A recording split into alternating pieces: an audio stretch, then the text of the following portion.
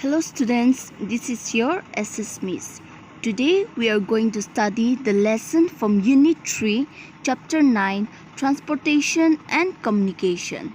Let us first understand the meaning of transportation. Transportation means the movement of people and goods from one place to another is referred to as transportation or transport.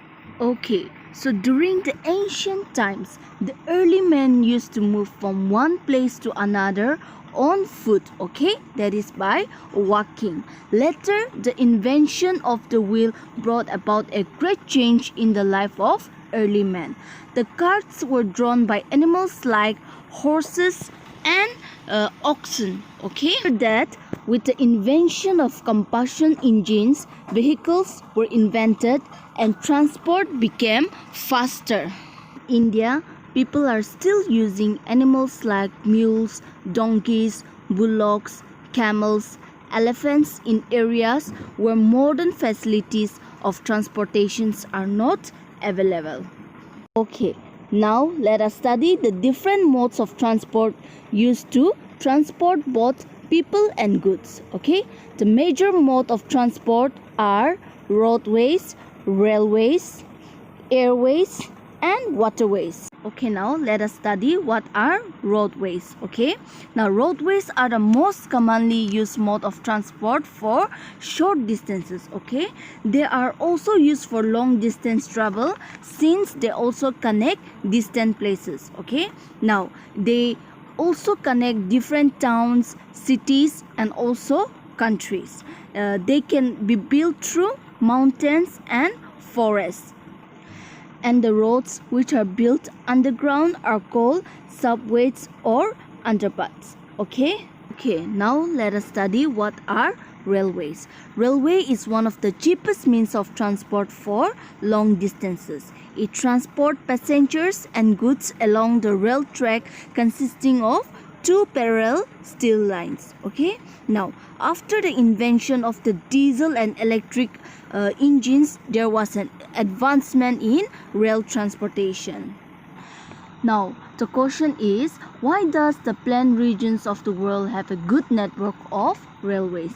It is because it is easier to lay railway lines in the plain areas. Okay, now India has the largest network of railways in Asia. Okay, now let us study what are airways. Now airways are the fastest as well as the most expensive mode of transportation. Now why are they expensive? They are expensive because of the high cost of fuel. Now like roadways and railways, they are also used to transport people and goods from one destination to another destination. Okay, now airways are the most useful means of transport for remote areas because they are of great importance during calamities like natural or man-made disasters. Okay, today nearly all the major cities of the world are linked by airways. Even in India, some of the cities having international air services are Delhi, Kolkata, Mumbai and Chennai. Okay, now let us study what are waterways. Navigable water bodies which includes lake, river, seas and oceans are called waterways. Okay, now since ancient times, human beings have been using various water bodies as a means of transport.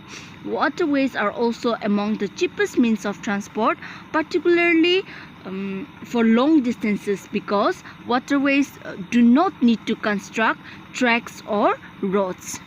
Okay, now let us study what is communication.